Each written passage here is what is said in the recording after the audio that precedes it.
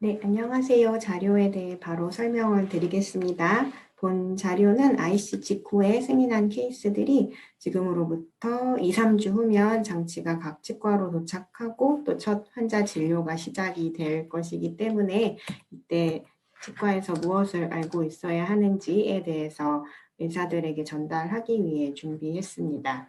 치료 계획을 열심히 세우고 장치 승인을 해서 도착해서 치료를 시작하는 단계고요. 네, 방문해서 설명하시거나 아니면 그냥 자료를 전달하시거나 어떤 방법으로도 괜찮을 것 같고요. 자료 설명에는 한 길어도 10분 정도면 충분할 것 같습니다. 간단한 내용들이고요. 네, 이렇게 스텝 트레이닝 때 설명이 다 된 내용들이라 스텝들은 이미 숙지를 하고 있겠지만 환자가 내원하기 며칠 전에 최소한 며칠 전에 미리 구입이 되어 있어야 하는 그런 재료들 이고요. 추위, 어태치먼트 재료, IPR 재료는 필수적일 거고 당장 필요한 건 아니지만 플라이어나 폰틱 재료가 필요할 수 있다는 거 짚고 넘어가면 될 것 같고요. 어태치먼트 재료 그리고 장치 도착했을 때 직원들이 확인을 해야 되는 것들이 있다는 것을 의사들도 알고 있어야 될 것 같습니다. 네, 그다음에 이제 이 슬라이드는 진료 당일에 스태프들이 환자가 오기 직전에 체어의 준비를 해야 되는 준비물들이고요. 이 슬라이드부터가 환자가 첫 장치를 받으러 실제로 내원을 했을 때의 상황입니다. 이 얼라이너를 전달하는 것을 의사가 하지 않고 스텝이 하는 경우도 많이 있었는데 과거에는 많이 있었는데 의사가 직접 하는 것이 치과 의사로서 환자한테 좋은 인상을 주는 데 도움이 되는 것 같아요. 그래서 1단계 얼라이너가 담겨 있는 그 지퍼백을 직접 뜯어서 꺼내서 환자한테 보여주고 만져보게 하면서 장치에 써 있는 이 번호의 의미도 설명해주고 상하 구분하는 법 이런 걸 설명해주는 게 좋다고 생각이 되고요. 그다음에 이 얼라이너를 바로 끼워볼 수도 있겠지만 보통은 첫 단계에서 어태치먼트를 붙이거나 IPR을 해야 되기 때문에 이 두 가지를 먼저 하고 그 다음 장치를 끼워보게 되겠죠. 근데 바로 체어를 높이고 진료를 시작하면 환자들이 어리둥절해 하니까 어태치먼트는 어떤 식으로 붙이게 될지 그리고 IPR은 왜 하는 건지 또 IPR을 해서 공간이 생기면 그 공간에 대해서 시간 칫솔 같은 걸 잘 사용해야 된다는 것 정도를 의사가 한번 설명을 해주는 것이 좋은 것 같습니다. 클리책 상담할 때 이미 환자들이 들었겠지만 또 한 번 하기 직전에 설명을 해주고 나서 어태치먼트를 붙이고요. 이 부착 과정은 다들 잘 원장님들도 아시는 거고 한 번만 보면 무슨 소리인지 아시기 때문에 자세하게 설명드릴 필요는 절대 없을 것 같고 그냥 오히려 이 도움말이 한번 꼭 짚고 넘어갔으면 좋겠어요. 여기 템플릿에 레진을 채울 땐 항상 살짝 넘치는 높이까지 채워야 치면에 정확하게 어태치먼트가 붙고요. 그다음에 중합할 때 한 손으로는 템플릿을 끼인 상태로 교환면을 꽉 누르고 다른 손으로 도구를 사용해서 어태치먼트의 모서리를 꽉 눌러서 치면에 최대한 어태치먼트가 잘 부착된 상태로 중합되도록 하는 것이 실수 없이 한 번에 어태치먼트를 붙일 수 있는 과정입니다. 네. 그리고 또 버튼을 첫 진료 때부터 부착해야 되는 경우도 있겠죠.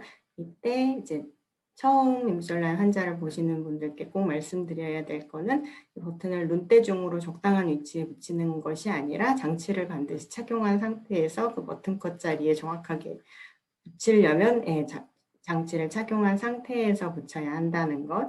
그리고 이제 교합이 너무 깊으면은 반대쪽 어금니가 이 버튼에 씹혀서 버튼이 씹는 힘에 떨어질 수도 있어요. 그러면 이제 버튼을 좀 더 아래로 붙인다거나 위에 묻어있는 레진을 좀 갈아준다거나 하는 식으로 환자랑 확인을 해야 돼. 교합되지 않는지 확인을 해야 되고요.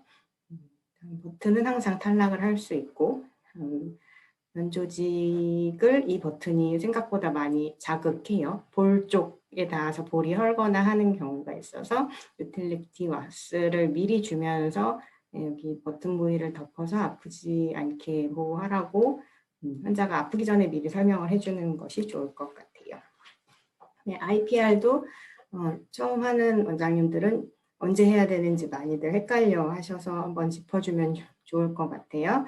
만약에 내가 환자에게 첫 진료 시에 4단계까지 1, 2, 3, 4단계를 모두 줄 거면 이 전에 계획되어 있는 거는 모두 한꺼번에 시행을 한 뒤에 환자한테 줘야 된다는 거를 다시 한번 말씀드리면 좋을 것 같아요. 그리고 이 과정이 중요한데요. 이 퍼스트 비디오에서 요 아이들이 장치 끼는 거 요 비디오가 참 좋은 것 같아요.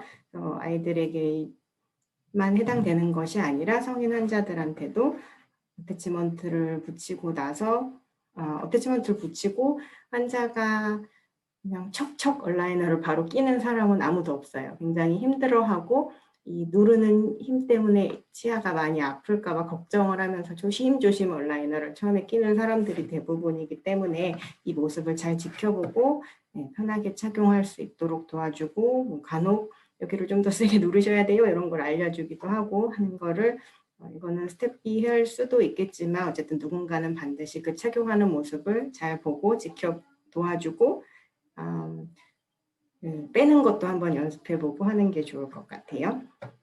그다음에 사용 설명서는 이제 치과에서 준비한 설명서든지 얼라이너 박스에 동봉되어 있는 설명서든지 환자에게 제공을 해야 될 것이고 이 종이만 주는 것도 의미는 있겠지만 반드시 말로 전달을 한 번 더 강조해서 해줘야 되는 거는 요 4가지라고 생각이 돼요. 하루 착용 시간, 그리고 식사 시에는 빼야 되고 추위 반드시 매일 사용해야 되고 의치 세정제 같은 걸로 세척을 하면 안 된다는 것 정도는 말로 지나가는 말로라도 한 번씩 해주는 게 좋은 것 같아요.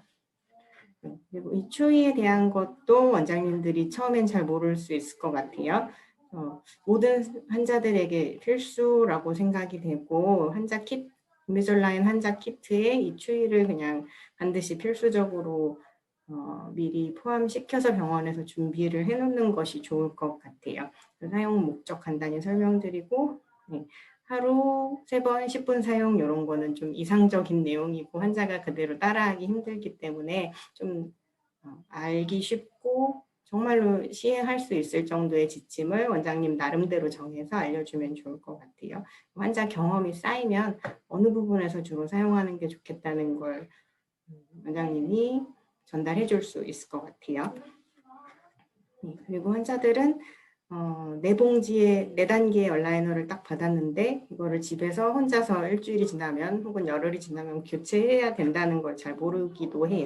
설명을 한번 하면 너무나 당연한 일이지만 그 설명을 안 했을 때 환자들이 그거를 어떻게 해야 되지 하고 한 번 더 치과에 전화해서 물어보는 경우들이 많이 있어요. 그래서 스스로 교체해야 된다는 걸 잘 알려주면 되고요. 그래서 첫 인비졸라인 진료는 실제로 술식을 시행하는 거는 요거밖에 없고 나머지는 다 설명이에요. 설명이 충분히 이루어지고 환자의 협조도를 이끌어내는 것이 굉장히 중요하다는 거를 의사분들에게도 말을 해야 되는 것 같아요.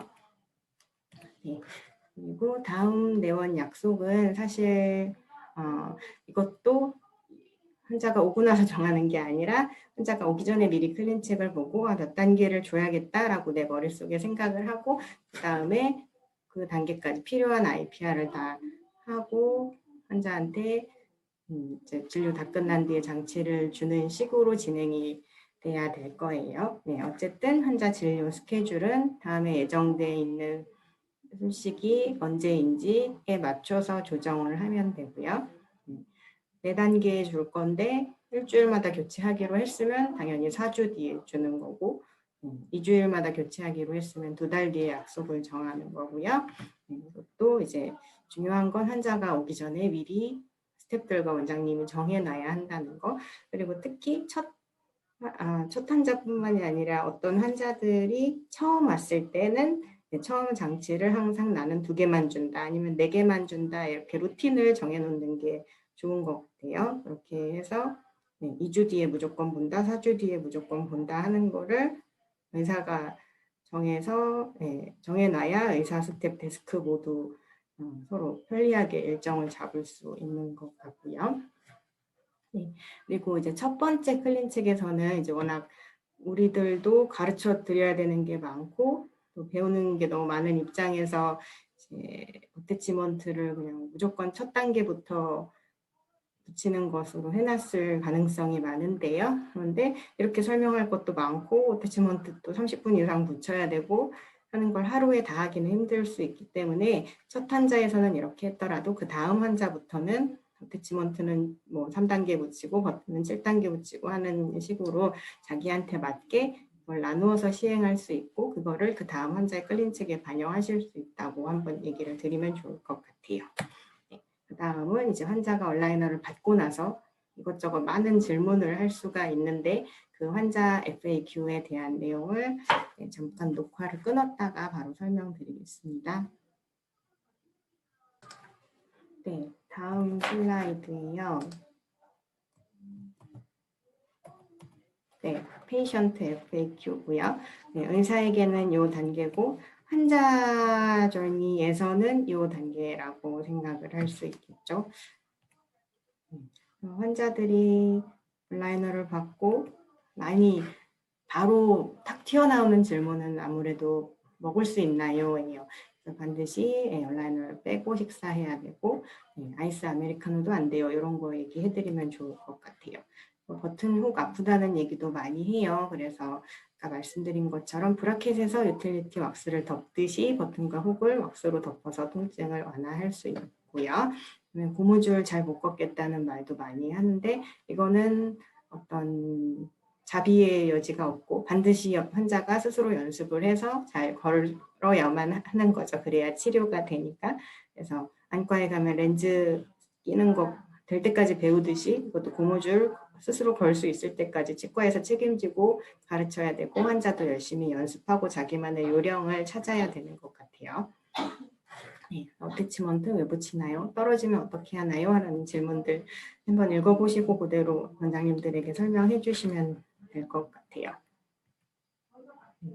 이것도 읽어보시면 되고 네, 그다음 치료 중반 환자들의 FAQ가 있는데요. 요거는 사실 FAQ를 빙자해서 장치의 장점을 조금 부각시키려고 했어요. 네, 잃어버려도 다음 단계로 넘어갈 수 있고 멀리 환자가 여행을 떠나도 이 교정 치료를 계속할 수 있다는 것이 우리 장점이기 때문에 여기다가 넣어줬고요.